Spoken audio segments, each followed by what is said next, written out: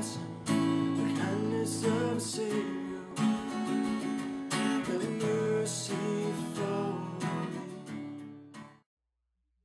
And by the way, is the amazing truth that Paul reflects on in 1 Corinthians chapter 15. You probably remember that chapter. Paul talks there about, for those of us who are in Christ, in other words, for believers, he talks about Christ's resurrection really being the assurance of our own resurrection. Do you remember that? He speaks of the fact that death for the Christian no longer has any lasting sting. Talks about the fact that, in fact, there is no ultimate victory for death over a true believer in Jesus. And in fact, if you read through 1 Corinthians 15, the thing that you see is that the reason for that is because as now a fully forgiven and redeemed people, the reality is that as Christians, our own physical death, listen to this, only ushers us into the truth of His glorious presence. And, you know, we really can't get our minds around that, but that's the reality there. That's the great theological reality that we rejoice in today. There's no sting in death for believers in Jesus Christ. There's no victory in death for death over believers in Jesus Christ. See this, we celebrate the empty tomb because it proclaims all that we know to be true about Jesus, all that we know to be true even about our future as His disciples.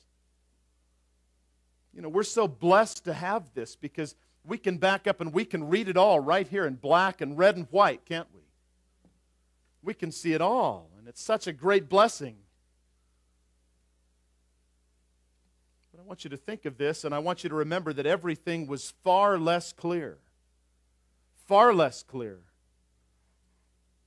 to that small group of His followers who arrived at the tomb early that Sunday morning.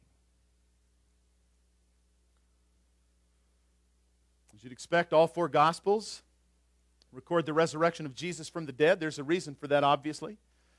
We really look at the cross as sort of being the apex. It's the high point of Scripture, right? It's the high point of redemptive history. But then we look beyond that, and the exclamation point on the high point, the exclamation is really the resurrection. Right? Jesus won our salvation on the cross, and then He arose. He was raised from the dead, and that's the exclamation point. That's why Matthew, Mark, Luke, and John all record the resurrection just as they record the crucifixion. But I do want you to see here that they record the same reality, but listen to this, with some variation in the detail that they give.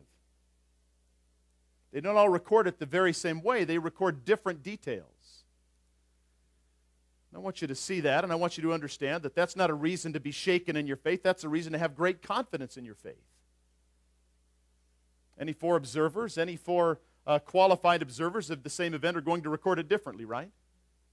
God knew that, of course, and God actually used that so that with each of the writers recording some difference, some variation in the details, some different specific details, what we have when we look at all four of them is that together we have this fully inspired whole. It gives us a more sweeping, a more wide open view of the cross. We don't just hear the cross when we read it, we really see it in stereo. It's the same thing with the resurrection. We get many more of the details. Originally, my intention this morning was to go through and to kind of harmonize those four accounts and really to look at all four of them. I decided that we wouldn't have time. And so we're primarily just going to look at one. We'll bounce around a little bit, but primarily we're going to look at one account, and that's Matthew's account. I want you to turn to chapter 28. Chapter 28 in Matthew. Let's read the first 10 verses.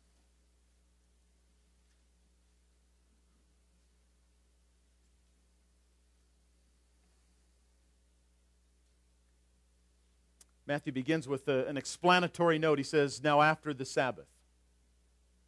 Again, Christ was crucified when? Do you remember? Friday morning. When did the Sabbath start? It started Friday at sundown. And it consisted of Saturday. It started Friday at sundown. And you might even remember, if you go back, remember that the religious authorities of the Jews, they wanted the men off the cross so that they wouldn't desecrate the Sabbath. And remember, that was the Passover Sabbath. And so they really wanted those men off the cross. And so remember, they encouraged the Roman authorities who then dispatched the soldiers to break the legs of the men hanging on the cross. Remember that?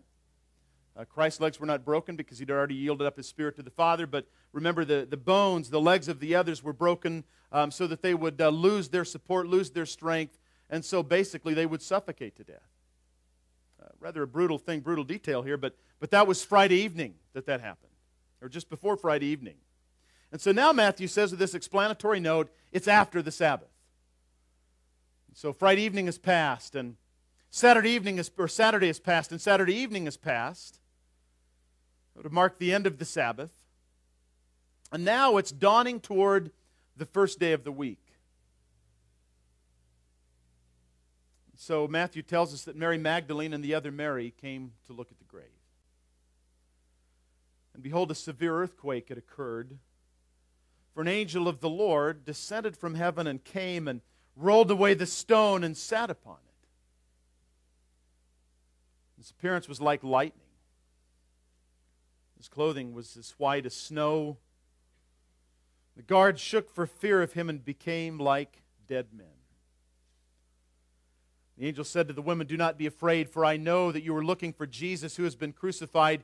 He is not here, for he is risen just as he said." Don't you like that note?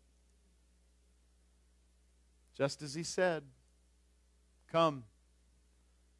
See the place where he was lying. Go quickly and tell his disciples, verse 7, that Jesus has risen from the dead, and behold, he is going ahead of you into Galilee. There you will see him. Behold, I have told you. They left the tomb quickly. It's probably an understatement. With fear and great joy, and ran to report it to his disciples, and behold, Jesus met them and greeted them. That's part of the story, isn't it? They came up and took hold of his feet and worshiped him.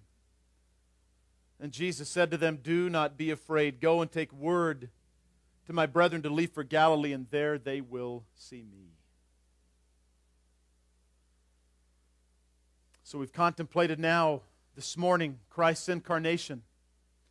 We've contemplated his sacrificial death on the cross, and with the rest of the time that we have together, I just want us to do something that's maybe more simple than theologically profound, and that's to go to the tomb with the women who went to it first, and there, looking at the resurrection, take from its fact two simple but essential truths that are made clear there. Two resurrection truths that you need to see.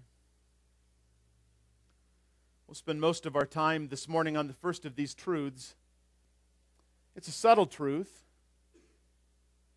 but it's extremely important. Don't miss it. First thing that we see here is that God chose not the world's elite on that first Easter morning to reveal His Son's triumph over sin and death to, but rather, be sure you see this, God chose a group of seemingly ordinary Galilean women. You think about it, that's absolutely incredible. You or I almost certainly would have planned it differently, wouldn't we have?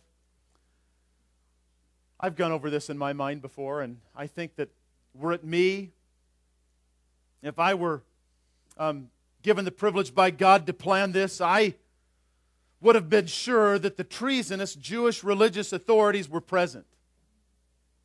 All of them.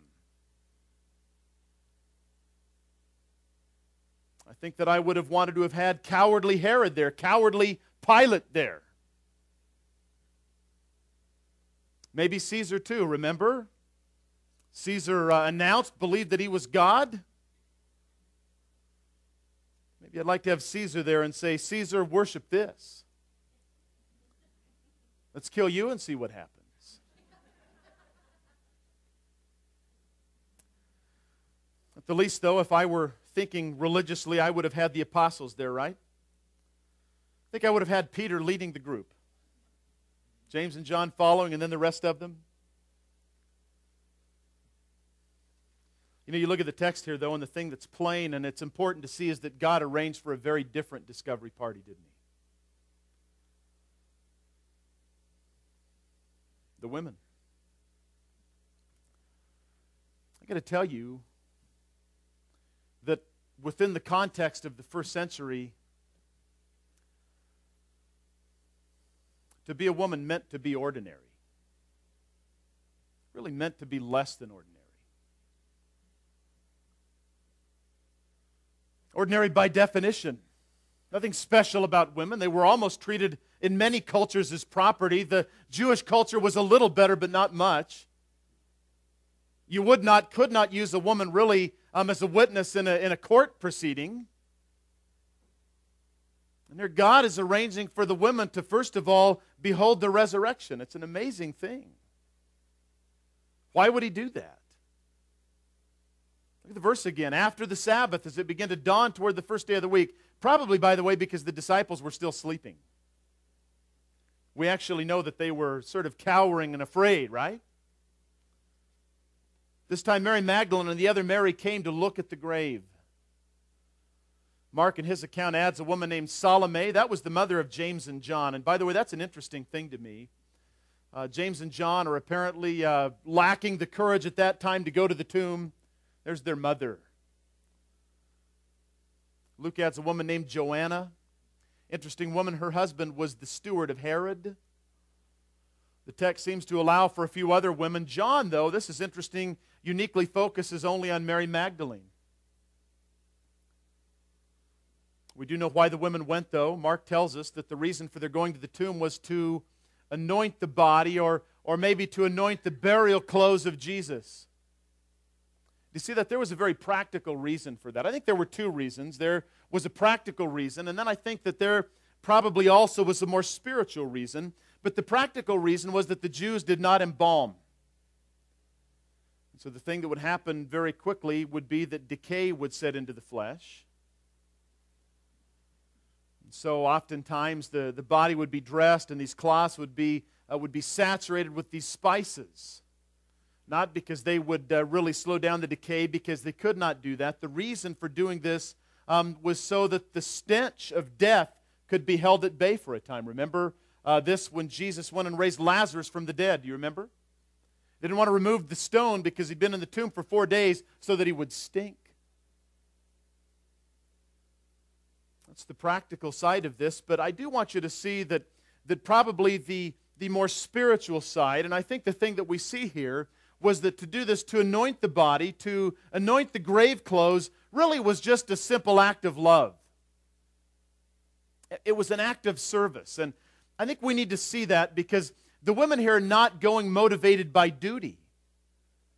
If you look at one of the other gospel accounts, if you go to John, you'll find that Joseph of Arimathea and Nicodemus, they'd already anointed the body. They'd already wrapped the body. They'd already performed the duty. And so that's not why these ladies went. They went because they'd served Jesus during his life. Remember, they'd even provided monetarily for his ministry. And so they go because they're motivated by love. They went for the sake of love. They go to the grave, we would understand here, simply to minister to Jesus one last time. It's a glimpse into their hearts. In their hearts, they loved Jesus. That's really all we can know. We cannot know, by the way, what they were thinking. What must have they been thinking? Well, I think that probably like the other disciples, they were profoundly disappointed and distressed over Christ's death. Let's be honest, he disappointed them. He died.